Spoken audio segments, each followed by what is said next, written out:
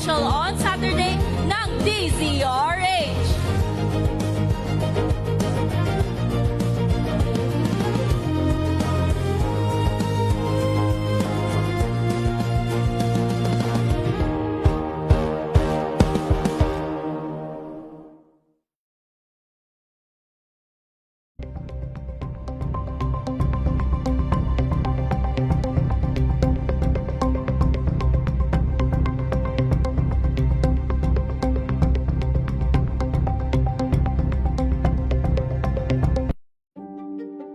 Buklatin ang mga pahina. Pakinggan ang boses ng lipunan. Tunghayan ang mga issue mula sa ibang katayuan. Nakakalungkot kasi deserve ba namin ng ganito? Na hindi nila alam kung ano talaga yung kanilang mga karapatan. Yung gobyerno, tinulungan nila yung kanilang magsasaka. Pinapatahimik tayong lahat using various laws. Through education, kayang-kaya nating baguhin yung ganitong klaseng pag-iisip. Isang kwento, iba't ibang anggulo. Dito, sa Point of View.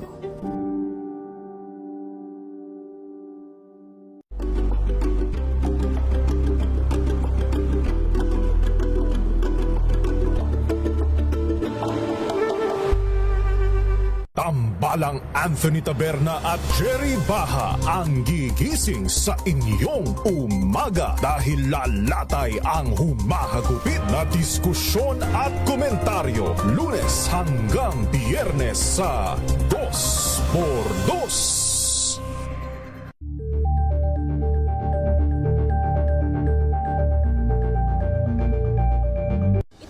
Ng naitalang 17 individual na ang kanilang naaresto. Metro Manila Development Authority o MMDA ang No Contact Apprehension Policy o NCAP sa Metro Manila. Sa ang ilang mga dokumento ay peke. Hindi rin legal ang employment na ipinangako sa kanila. Sa mata ng batas, mananagot ang sangkot at may sala. Dahil sa bawat paglabag, may karampatang parusa. Alamin ang mga pananagutan sa likod ng mga bawal. Dito sa Hoy! Bawal Yan, tuwing Sabado, alas 11:30 ng umaga. Dito lang sa DZRH TV.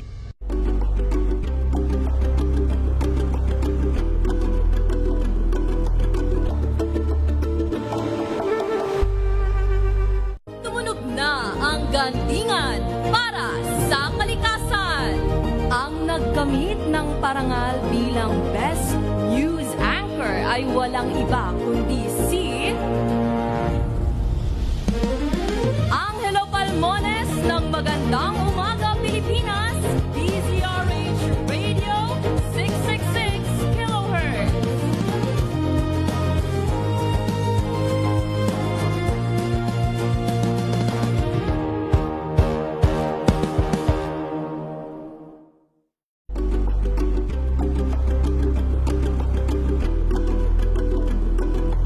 Pilipinas ang oras sa alas 3:06 ng umaga. Saan man mangyari ang balita, Luzon, Visayas at Mindanao, hagip ng balitang Pronti.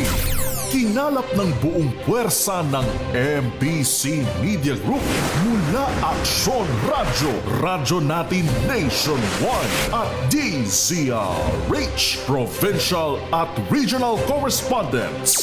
Balita Pronti kasama si Kises Habson. DZRH Balita Pronti.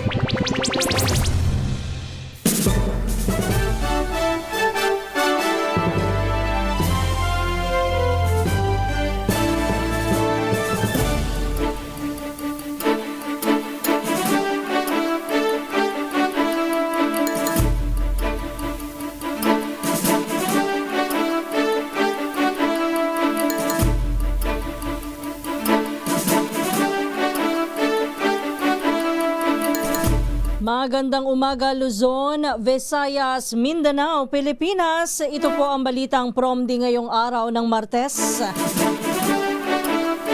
June June 23, 2026. Sa ating headlines, Balitang Promdi! Bagyong Francisco lumakas pa bilang super typhoon. Balitang Promdi! Malakihang tapyas presyo sa produktong petrolyo kasado na. Balitang Promdi! Mga suspect sa insidente ng pamamaril sa isang paaralan sa Tacloban ay kinasawi ng 4 na estudyante, biktima umano ng bullying.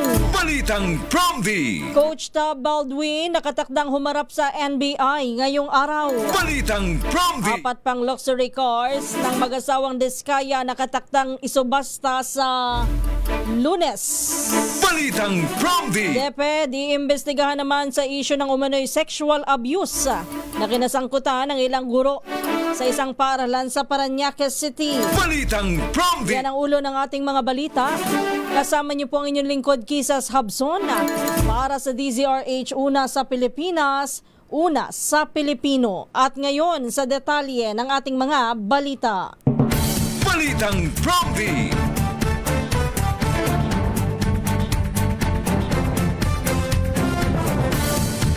Unahin natin ang ulat panahon. Lumakas pa at ganap ng super typhoon ang bagyong Francisco. Sa pinakahuling bulletin ng Pag-asa na mataan ng super bagyo sa layong 440 kilometro sa silangan ng Tuguegarao City sa Cagayan. Taglay nito ang lakas ng hangin na umaabot sa 185 kilometro bawat oras malapit sa gitna at pagbugso na 230 kilometro bawat oras. Kumikilos ang super bagyo sa bilis na 15 kilometro bawat oras patungo sa Kanluran, Hilagang Kanluran. Nakataas pa rin ngayon ang signal number 1 sa lalawigan ng Batanes, gayon din sa northeastern portion ng Cagayan. Kabilang po dito ang eastern portion ng Babuyan Islands. Balitang Promdi!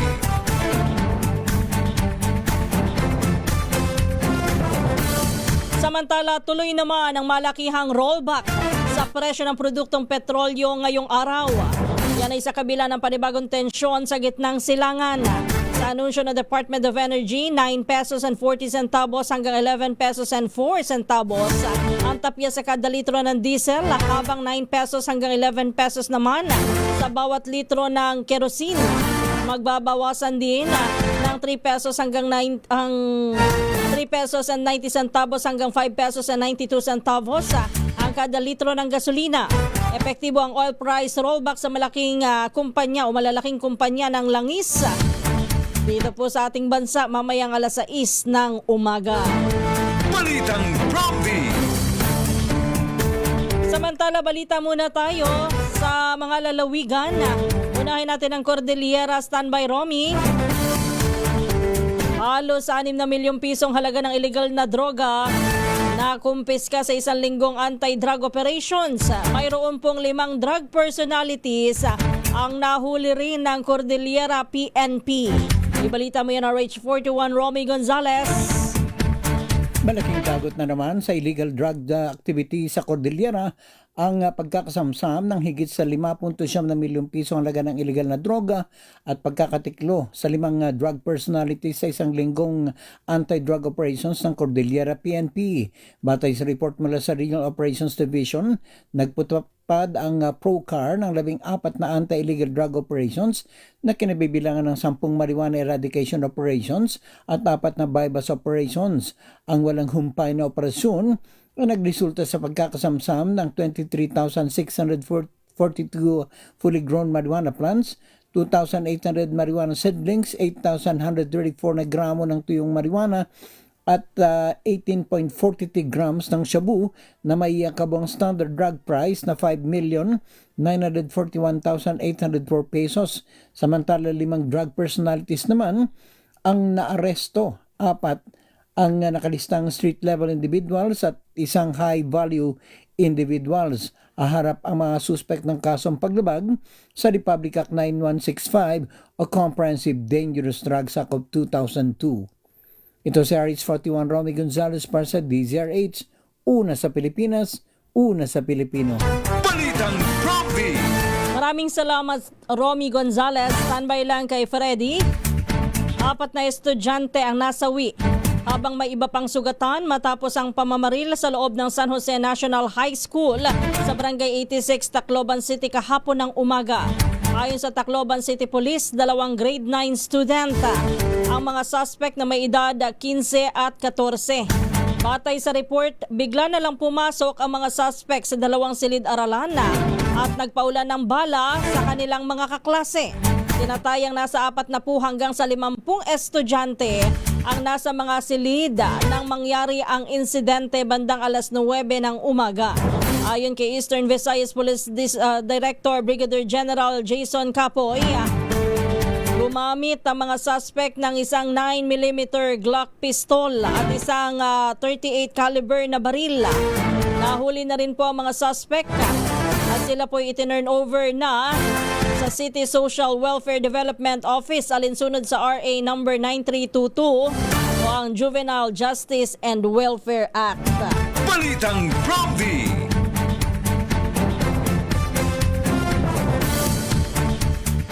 Sa kaugnay na balita, iniimbestigahan na po ang motibo ng 2 grade 9 student na namarila sa San Jose National High School sa Tacloban City kahapon.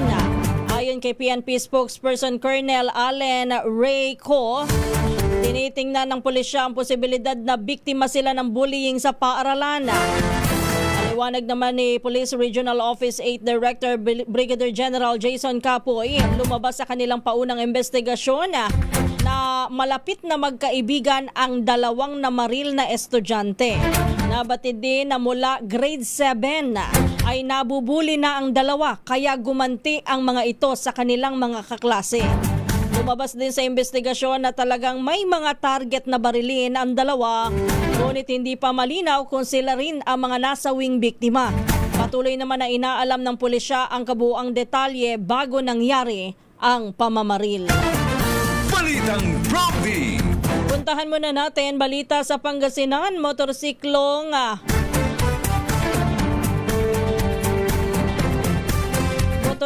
po nabangga ng isang truck sa Urdaneta City.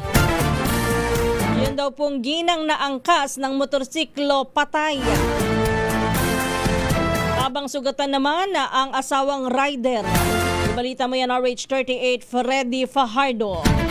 Binawian ng buhay habang ginagamot sa Urdaneta City District Hospital ng isang 35 anyos na ginang habang patuloy pang nilalapatan ng lunas ng mga doktor ang asawa niyang driver ng motorsiklo matapos ang naganap na aksidente. Bate sa ulat ni OIC Chief of Police Lieutenant Colonel Renwick Alamay, nangyari ang aksidente pasado alas 11 ng gabi sa National Highway sa Barangay Anunas sa nabanggit na lungsod. Lumilitaw sa investigasyon ng magkaangkas sa motorsiklo ang mag-asawa at binabagtas ang kahabaan ng nabanggit na lansangan at nang papaliko na silang pakaliway aksidenteng nabangga ng kasunod nitong truck sa lakas ng impact ay tumila po ng mag-asawa na nagtamo ng sugat sa iba't ibang bahagi ng kanilang katawan na agad namang naisugod sa paggamutan ng LGU ambulance, subalit namatay din habang ginagamot ang ginang habang patuloy pang nilalapatan ng lunas ang driver na asawa nito. Kasalukuyang nasa kustodiya ng Urdaneta City Police Station ang truck driver para sa kaukulang disposisyon. Mula sa Action Radio Pangasinan, ito si Freddy Fajardo, Aristartid Tag-uulat para sa DCRH Una sa Pilipinas, Una sa Pilipino. Balitang Prompty.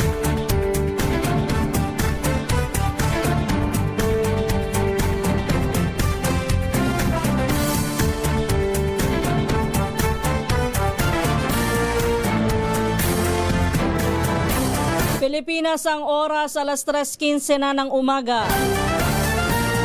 Samantala sa pagpapatuloy pa rin ng ating mga balita, kumpirmadong pag-aari ng isang pulis ang Glock 9mm na ginamit ng isa sa 2 grade 9 suspect sa pamamaril sa isang paaralan sa Tacloban City. Ayon kay Acting PNP Spokesperson Police Colonel Allen Ray Co, inilagay na sa restrictive custody ng Police Regional Office 8 ang policewoman na natiyahin po ng 14 anyos na suspect. Nakarehistro naman sa isang security agency sa Cebu City ang caliber 38 revolver na gamit ng 15 anyos nitong kasabwata. Pero ayon kay Colonel Co, patuloy naman na inaalam kung paano nakuha ng mga suspect ang baril. Ang tiyak ng PNP maharap sa kaukulang parusa ang nagpapayang tiyahin depende sa itatakbo ng investigasyon. Umabot sa 40 basyo ng bala ang natagpuan ng pulisya sa San Jose National High School. Balitang Roundy. Kaugnay po ng balitang yan, sinibak na daw po sa puwesto ang policewoman na tiyahin ng isa sa mga suspects sa nangyaring mass shooting sa San Jose National High School sa Tacloban City. Yan ay makaraang lumabas sa investigasyon ng Police Regional Office 8 na ang Glock 9 na ginamit po sa pamamaril ay nakarehistro sa nasabing pulis na nakatalaga sa Eastern Visayas. Bunsod nito ay mahaharap din sa kasong kriminal at administratibo ang Lady Cup dahil bigo niyang maingata na ang kanyang service firearms.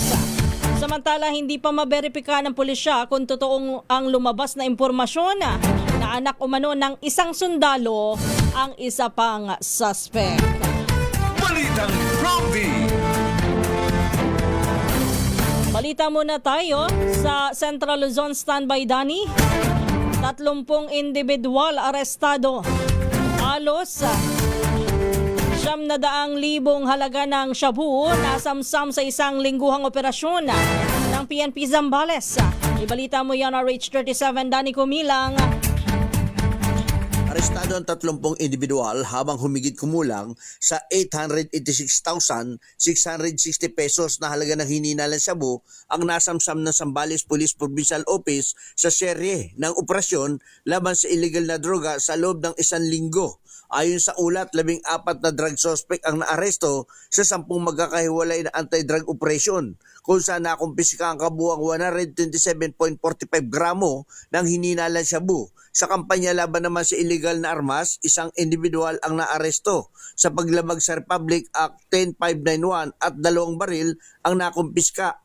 4 na baril naman ang voluntaryong isinuko habang 7 ang pansamantalang ipinaingat sa pulisya.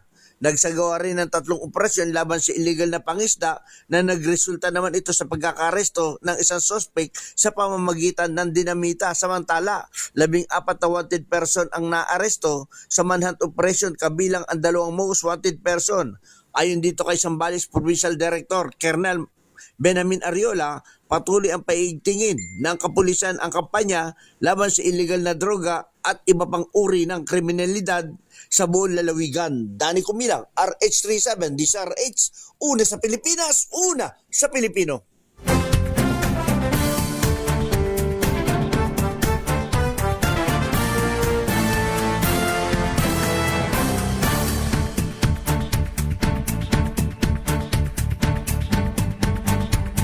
Samantala, kinundena ng Juvenile Justice and Welfare Council ang nangyaring pamamaril ng 2 menor de edad sa loob ng San Jose National High School sa Tacloban. Sa panayam ng DZRH, inihayag ni Attorney Tricia Oco, may pananagutan ng menor de edad sa mga seryosong krimen tulad ng pagpatay. Dagdag pa ni Oco, isa sa ilalim ang 14 anyos at ang 15 anyos sa Intensive Intervention Program ng pamahalaan para hindi na maulit pa ang kanilang ginawa.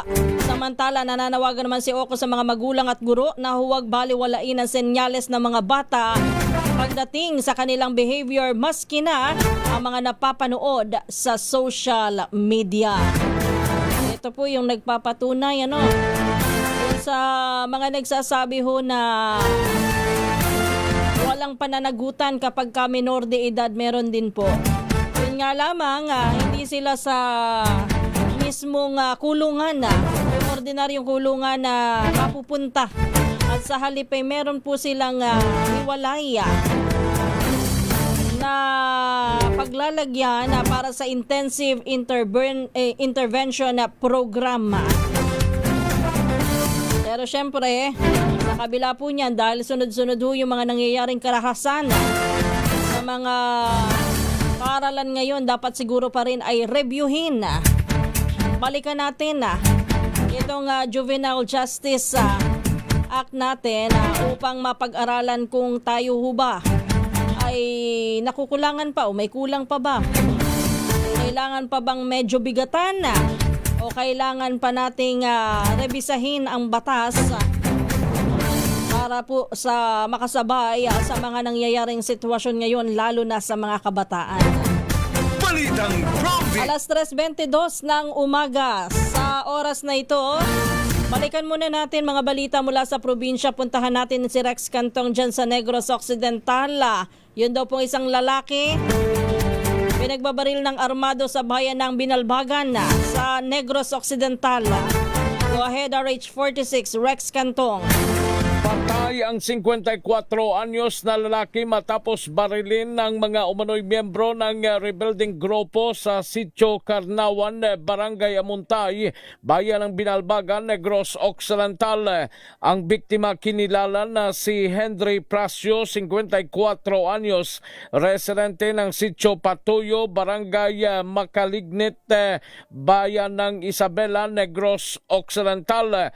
Ayon kay Police Major Joseph Partidas, hepe ng Isabela PNP, takot umano ang pamilya na mag-report kagad sa kapulisan sa nangyaring insidente. Subalit ang nasabing insidente, inamin mismo ng Leonardo Panaligan Command ng New People's Army o NPA ang pangyayaring krimen. Sa ngayon, patuloy ang investigasyon ng kapulisan hinggil sa nasabing krimen dahil mayroong problema ang kapulisan sa kooperasyon ng pamilya ng biktima. Ito si RH46 Rex Cantong para sa DZRH, una sa Pilipinas, una sa Pilipino. Balitang Province.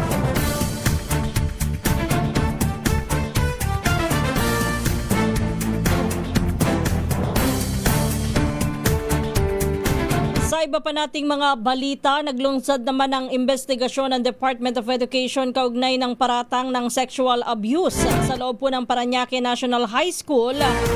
Yan pong impormasyon na yan ay kumalat sa social media noong nakaraang weekend. Ayon sa Parañaque School Division's Office, sinimula na ang nararapat na proseso at hakbang alinsunod po sa umiiral na batas at mga patakaran ng DepEd, gayon din po sa protocol at pagprotekta sa mga bata at due process requirements. Naglabas din ng pahayag ang pamunuan ng Parañaque National High School na nagsasabing magbibigay ito ng opisyal na paliwanag matapos po na makumpleto ang kanilang investigasyon. Kahapon po 70 estudyante ang nagprotesta sa harap ng paaralan upang hilingin ang agarang aksyon ng administrasyon sa naturang issue. Ginit po ng mga nagprotesta na matagal nang may reklamo kaugnay ng usapin sa sexual abuse. Kaya nananawagan sila ng mas malalim pa at mas mabilis na investigasyon sa naturang issue. Balitang Province.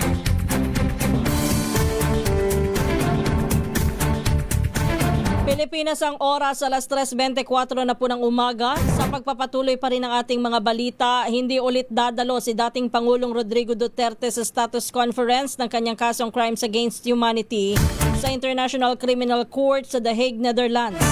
Kasunod ito ng pagpayag ng ICC Trial Chamber 3 na muling katawanin na lamang si Duterte ng kanyang legal team na pamumunuan ni British lawyer Peter Haines.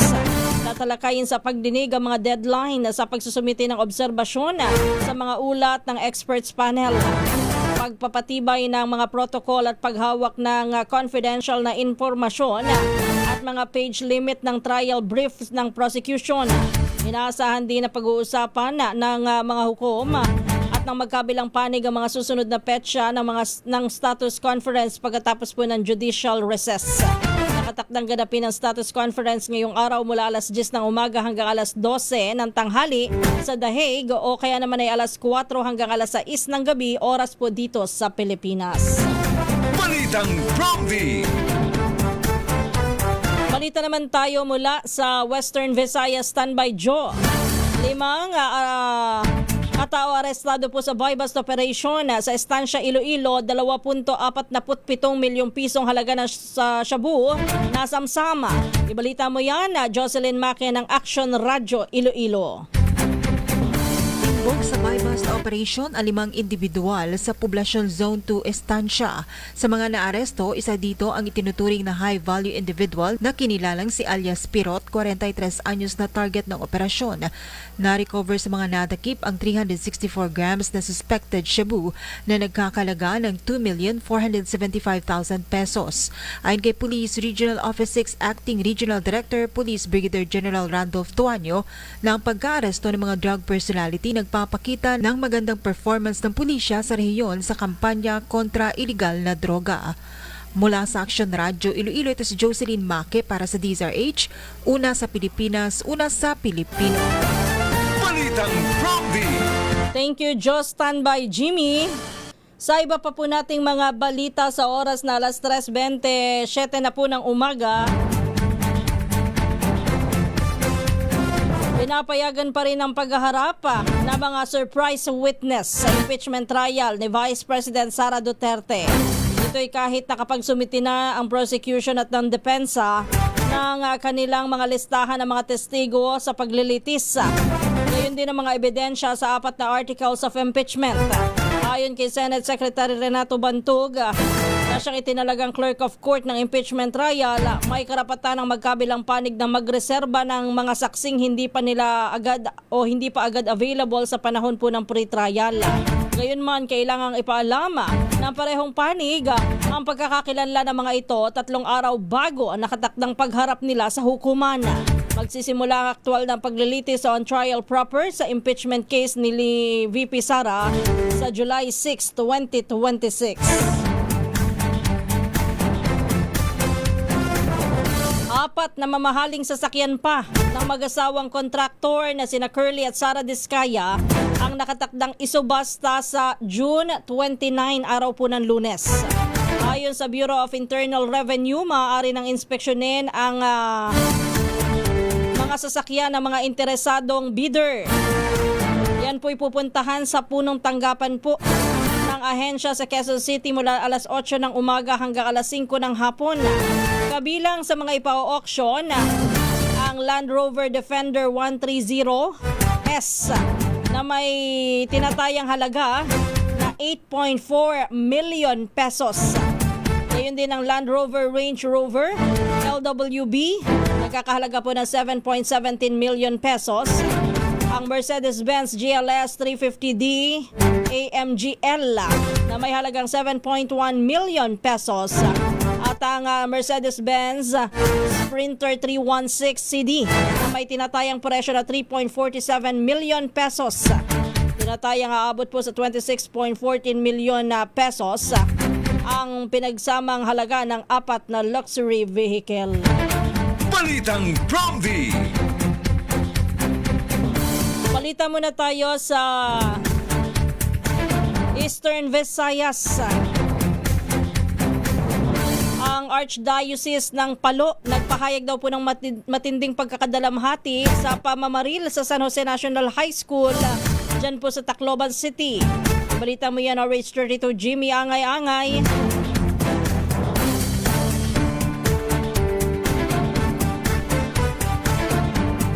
Nagpalabas ng opisyal na pahayag ang Archdiocese ng Palolite kaugnay sa nakagimba na insidente sa pamamaril sa San Jose National High School, Tacloban City, kahapon alas 9 ng umaga.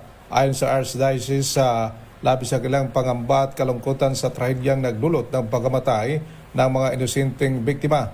Nagpaabot sila ng panalangin para sa mga nasawi kanilang mga pamilya at lahat na apektuhan ng insidente, kabilang nga ang paralan at buong komunidad.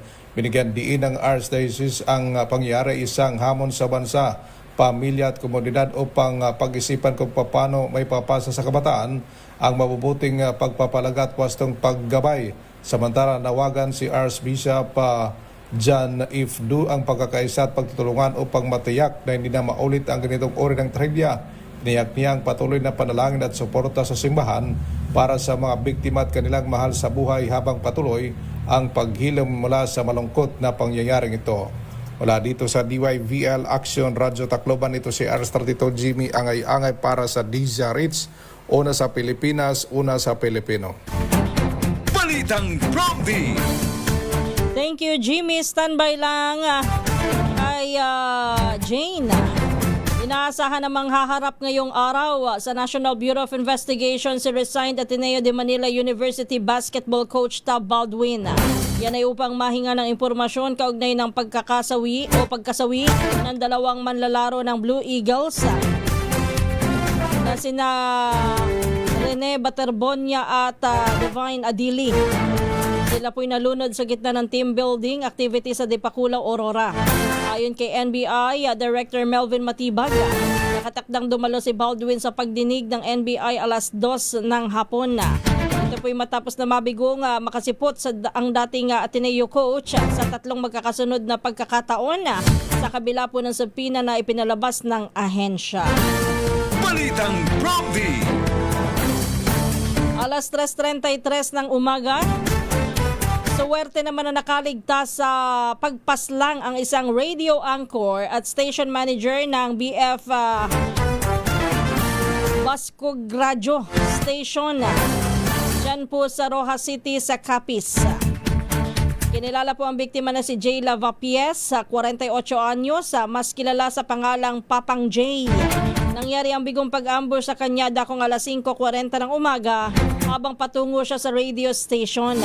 Batay po sa police report, dalawang lalaking sakay ng motorsiklo ang humarang sa sasakyan ni Lavapies sa bahagi ng barangay Cagaya at pinaulanan siya ng bala. 4 na bala mula sa 9mm na baril ang tumama sa kanyang sasakyan pero hindi po siya nasugatan, hindi tinamaan. Bumuo na po ang Police Regional Office 6 ng Special Investigation Team upang tutukan ng kaso at alamin kung may kinalaman sa kanyang trabaho bilang broadcaster ang motibo sa pananambang.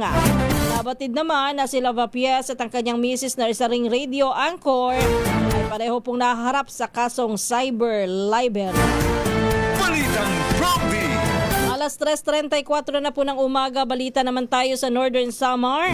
ROTC cadets ng Northern Samar hinimok daw po ang militar na gawin ang kanilang tungkulin bilang responsableng kabataan ng komunidad. Balita mo yan, RH34 Jane Galit Bantayan. Hinihikayat ng 8th Brigade Philippine Army ni Colonel Erickson Rosana, Deputy Brigade Commander, ang ROTC cadets ng lalawigan ng Northern Samar na paigting ng kanilang pagmamahal sa bayan at gampanan ang kanilang tungkulin bilang mga responsableng kabataan at huwarang mamamayan. Kasunod ito sa ginanap na aktibidad na tinatawag na kumustahan para sa padayon nga kamurayaw sa Norte San Samar at Fundamentals of Civil Military Operations. 78 ROTC cadets mula sa pre-arrival administrative at academic requirements, processing training, military science, classes 41-43 at 115 ROTC cadets mula naman sa regional specialization cadet training, military science, classes 31-32 ang lumahok sa nasabing aktibidad. Sa isang nagawang talakayan, ipinaluwaran ni Colonel Rosana na ang civil military operations ay isang malagang konsepto na naglalayong palakasin ang ugnayan, pagtutulungan at pagkakaisa ng militar, pamahalaan at mamamayan upang makamit ang pangmatagalang kapayapaan at kaunlaran. Tinalakay ang mga fundamental na prinsipyo ng CMO, kabilang dito ang pagpapalakas ng partisipasyon ng mamamayan at pakikipag-ugnayan sa mga stakeholders, pagsusulong ng mabuting pamamahala at pagsuporta sa mga programang pangkaunlaran ng pamahalaan. Ayon pa kay Colonel Rosana, ang pagkakaroon ng matatag na ugnayan sa pagitan ng komunidad at ng pamahalaan ay mahalaga upang mapanatili ang kapayapaan at maiwasan ang pag-usbong ng mga banta sa seguridad. Layunin ng nasabing aktibidad ayon sa report ng 8th Infantry Pacemaker Brigade na mapalawak ang kamalayan ng mga kabataan sa kahalagaan ng pagkakaisa, pagiging makabayan at aktibong pakikilahok sa mga gawaing nagsusulong ng kapayapaan, kaayusan at pangmatagalang kaunlaran ng lalawigan ng Northern Samar. Mula sa Aksyon Radyo Katarman, RH34 Jane Galit Bantayan ng DZRH. Una sa Pilipinas, una sa Pilipino. Balitang Prompty. 3:36 ng umaga.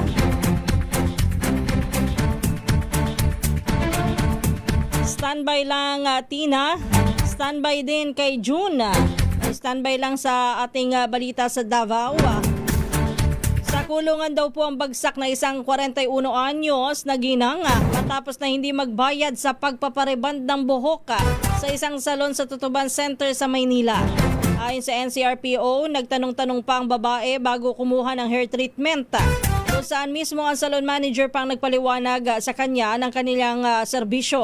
Pero matapos na magparebanda, abay doon lang po sinabi ng babae na wala palang pambayad na 3,500 ang ginanga. Dahil po dito binitbit po ng salon manager ang suspect sa security office ng Tutuban Center bago tuluyang itinurn over sa mga pulis sa Dagupan Outpost. Nanatili namang nakatikom ang bibig ng suspect na isinailalim muna sa physical examination sa ospital bago idiniretso po sa presinto. Kasalukuyan nang nahaharap sa kasong estafa o swindling sa ilalim ng Article 315 ng Revised Penal Code. Ang suspect matapos itong isalang sa inquest proceeding sa Manila City Prosecutor's Office. Sayang si ate. Ganda pa naman ng buhok. Ang unang picture niya, mugshot. Pero mamaya malay mo, wala pa naman yung naharap pa lang doon sa kaso. Baka pwede pa yung amicable settlement dyan, ha? Pagbabayarin na lang nung kanyang nakuhang serbisyo. Kahit pa unti-unti o baka yung mga kamag-anak nitong si ate girl na nagparibanda.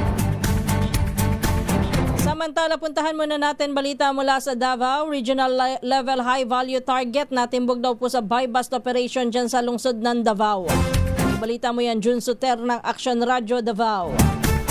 Mas riha sa kulungan ang isang regional level high value target matapos na aresto sa sinagawang buy-bust operasyon na matauhan ng Buhangin Police Station sa Davao City. Umaga ng Hunyo 21, naganap ang operasyon alas 7:05 ng umaga sa Carpio Subdivision Corner Cabantian Road, katabi ng Esperanza Complex sa Barangay Buhangin. Sa operasyon, nasamsam muna sa sospek ang inihina ng shabu na may tinatayang halagang 290,496. Ayon sa Davao City Police Office o DCPO, ang matagumpay na operasyon ay bahagi ng pinaigting na kampanya laban sa iligal na droga sa lungsod. Pinuri naman ni City Director Police Colonel Peter Bauzon Mandria ang mga tauhan ng Police Station 5 sa panguna ni Police Major Clarian Dave Tubuso dahil sa kanilang dedikasyon sa pagsugpo sa iligal na droga. Binigyan din ng DCPO na patuloy ang paipagtulungan ng kapulisan sa mga barangay, lokal na pamahalaan at mamamayan upang mapanatili ang kapayapaan at seguridad sa Davao City,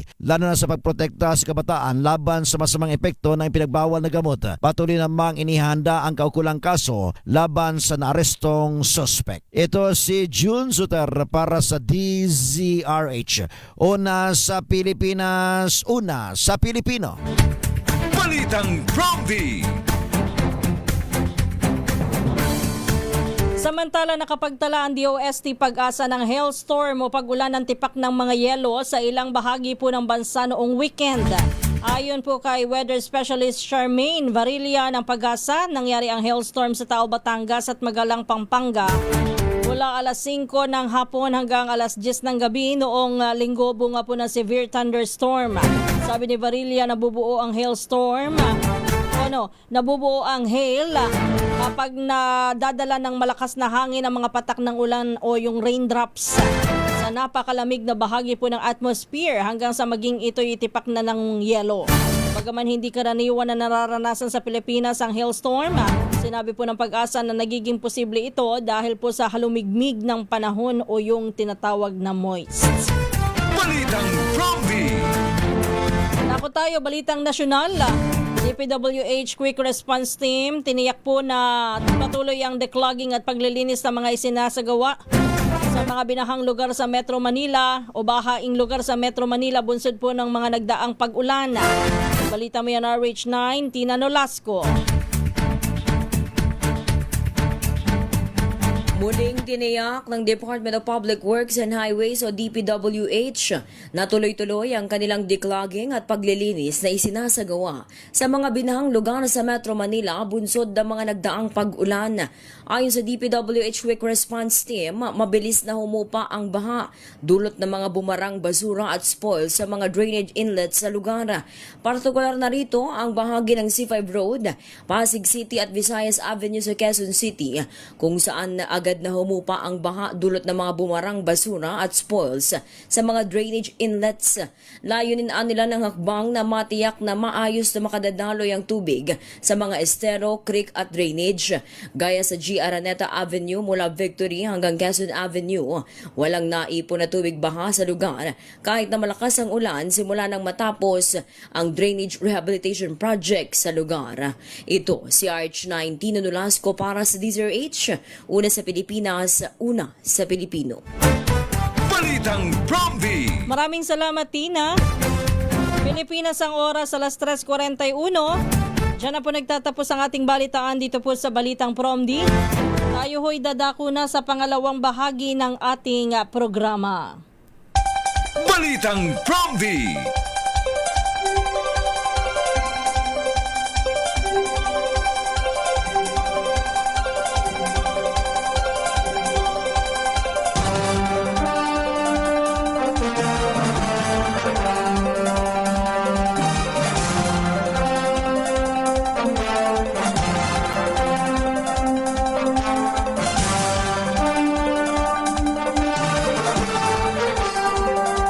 Isang magandang umaga po ang ating pagbati sa lahat ng mga nakikinig, nanonood at nakatutok ngayon sa ating programa. Ano ba uunahin natin? Dito muna tayo sa good news. Ang good news po ay may big time all price rollback today. Kaya tayo po ay magpakarga na habang wala pang alas 6 ng umaga. O yung iba sa atin ay kahagabi. Ginawa na ang ay hindi pala. Mali. Mamaya magpapakarga. Kasi rollback nga pala, no? Naisip ko kailangan ng agapan, Hindi pala. Mamaya, pagkatapos po ng alas 6 ng umaga, pwede nang magpakarga. Kasi mayroon ng rollback. Medyo mas mababa na ng bahagya. Kumpara sa dati, bagamat ang sabi po ng DOE, hindi pa rin po daw yan babalik sa 50 plus to 60 pesos na presyo po ng oil products. Medyo mataas pa rin. Pero kahit papano mababa na ng kaunti. Kumpara po noong mga nakalipas, nakasagsagan po nung tensyon sa gitnang silangan. Pero eto binabantayan pa rin ho yung issue dyan sa may Middle East. Nakaraan na ilang araw lang nagkaroon ng ng pirmahan na ng kasunduan, yung peace deal. Pero ano nangyari? Bakit nagkaroon muli ng tensyon itong mga nakalipas na araw, nito lamang weekend? Although nasa gitna pa rin po ng peace deal ang dalawang panig, sana ho'y magtuloy-tuloy at wag nang humantong pa sa hindi pagkakasundo, kasi kapag hindi nagkasundo ang mga yan pagkatapos ho nito mas matindi ang posibleng kaharapin po na hamon dyan sa gitnang silangan. Eto, sa iba pa po nating mga balita, anong nangyayari sa atin sa Pilipinas at anong nangyayari sa ating mga kabataan? Bakit ho kahapon, kung maaalala ko bago ako nag-extro, bago ako nagpaalam, parang binanggit ko pa, mga magulang, bantayan nyo ho yung inyong mga anak, sunod-sunod ho ang mga nangyayaring karahasan sa mga paaralan. Dahil ho doon, yung aking payo na yun ay para doon sa nangyari dyan sa may Cavite. Sa may dalawang paaralan na magkahiwalay na kaso po ng pananaksak, pero mas matindi pa ho yung nangyari kahapon kung saan ay nagpaulan maril ho ang dalawang grade 9 student, 14 at 15 anyos, sa kanilang mga kaklase sa loob ng paaralan mismo dyan sa Tacloban City. At ang nakalulungkot, meron hong namatay. Ang nasawi ho'y 4 na estudyante, habang may 7 rin po ang nasugatan dyan sa pangyayaring yan.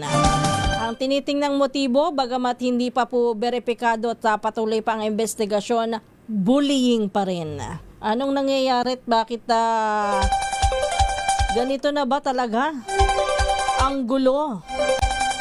Ang mga nangyayaring karahasan dito po sa ating mga paaralan sa bansa. Kumbagay, matatakot ka yung ating mga kabataan na ang iniisip lamang natin nung araw tayo, no? Bagamat meron na rin po talaga mga kaso ng bullying noon. Meron na rin mga makukulit na mga kabataan noon. Pero karamihan ho sa atin kapag ka sinabing bata pa. Ang alam lang natin magluksong baka, mag 10-20, mag pick up stick, mag Chinese garter, magtaguan pong, ano pa bang mga laro? Kainan. Maraming mga laro na basketball sa mga binata. Ayan, yan ang mga ginagawa kapag kakabataan. Pero ngayon, hindi mo lubos akalain na kaya nang pumatay, kaya nang manakit sa level ng parang mga kriminal. Sorry to say.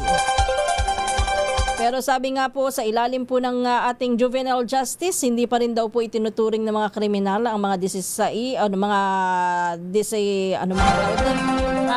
yun. Dali mo rin, 15 anyos.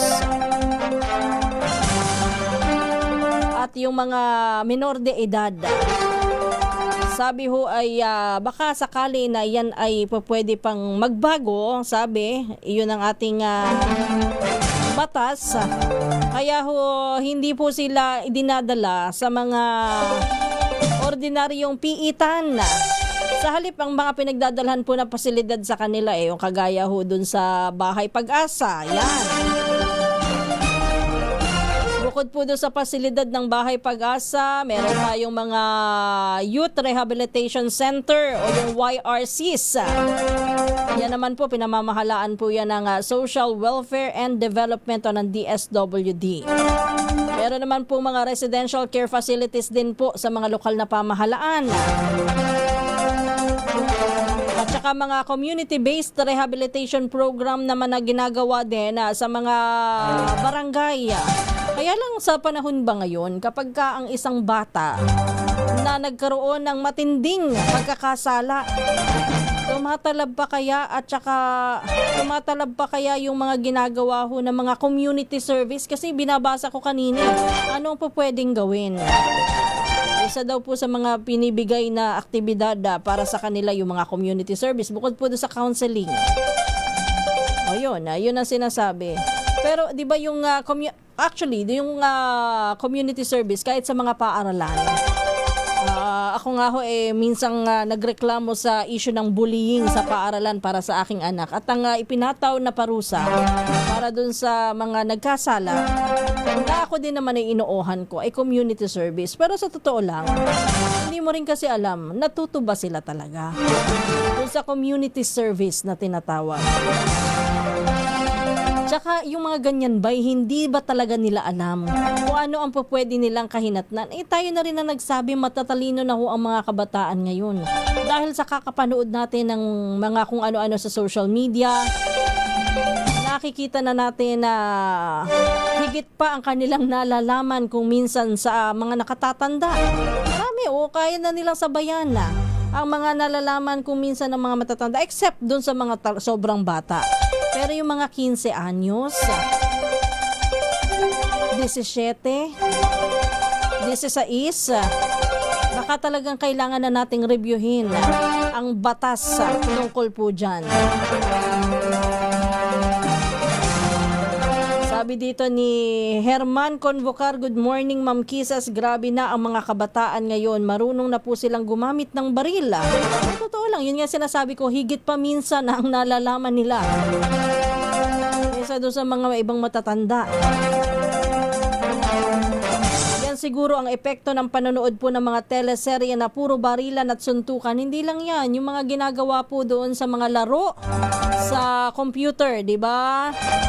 Paring Billy, dami kasing mga laban-laban sa paggamit mo ng computer. Oo, totoo yan. Noel Galliano, mas grabe po sa US. Pero yun nga hindi natin nakalain na pati, actually, meron akong pinanonood. Baka kayo nanonood din ho doon sa Netflix. Actually, kakatapos ko lang manood yung ang title niya ay Korean movie na Teach You a Lesson. kung saan isa doon ng parte ng bullying at yung iba't iba pang mga karahasan sa eskwelahan. Nung napanood ko yun, ang sabi ko nga talaga bang ganito kararahas sa mga bata sa ibang bansa?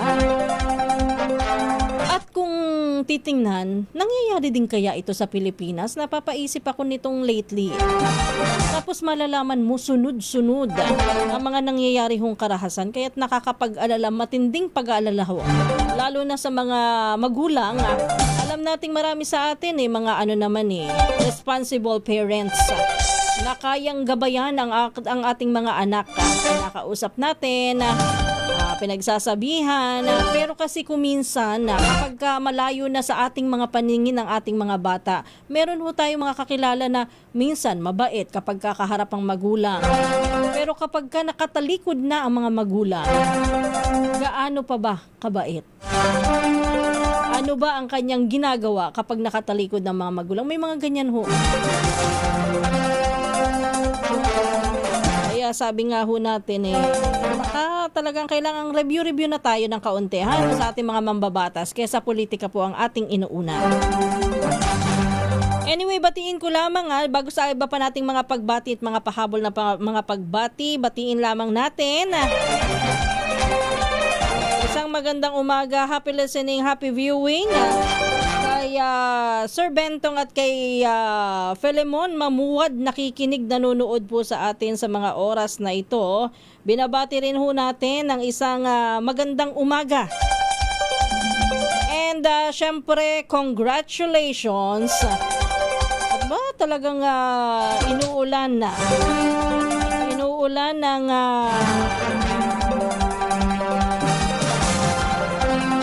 biyaya, blessings.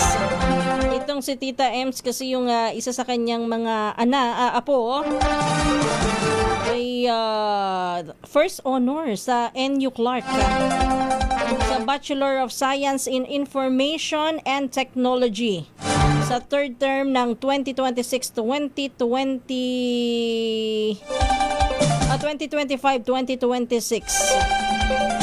Sino ba dito, Tita Ems?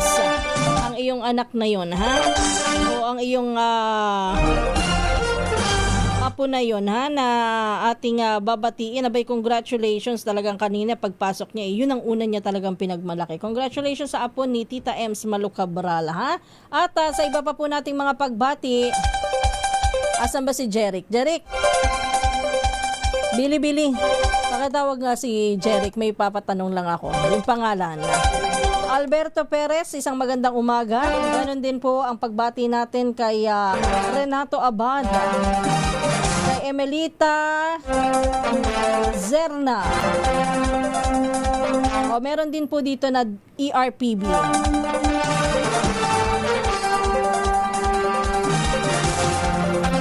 Yan ang mga natututunan sa social media ng mga vloggers. Wala nang galang kasi pati na alam mo minsan yung ako hindi ako mahilig manood ng mga prank sa mga social media, yung mga vloggers. Nirerespeto natin yung kanilang mga trip para lang naman pamparelax, saka hindi naman totoo.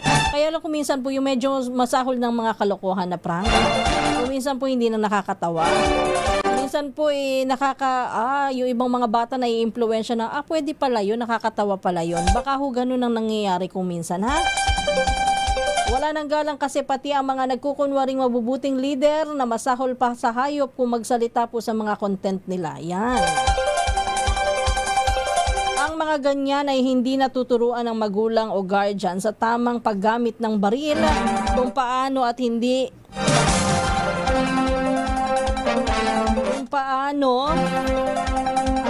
kung paano at hindi gamitin. Pag hindi susunod ay better lock up ang armas, out of reach sa mga bata.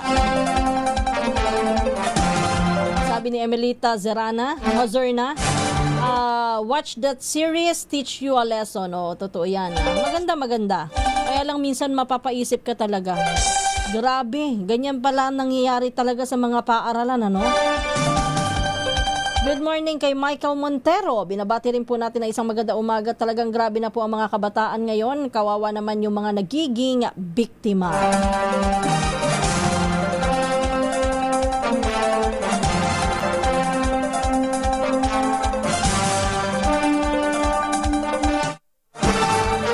Bago tayo magpaalam, pahabol na pagbati muli. Congratulations, first honor. Si Tyron Ramirez Imperial na apo ni Tita M sa first honor dyan po sa Bachelor of Science in Information and Technology, OIT, sa third term ng school year 2025-2026. Siya po yung second year sa National University Clark. Aba, congratulations sa mga soon-to-be achiever pag-graduate pa nila. In the meantime, tayo po muna magpaalam na muna. Sumayin niyo po ang balitang prom. Dito po ang inyong lingkod, Kisas Habson.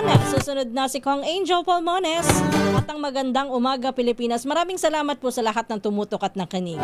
Pilipinas, ang oras po natin, alas 3:56 ng umaga. Good morning and happy Tuesday. Kahit nagtago Curious ka ba sa maraming bagay? Kami na ang bahala dyan.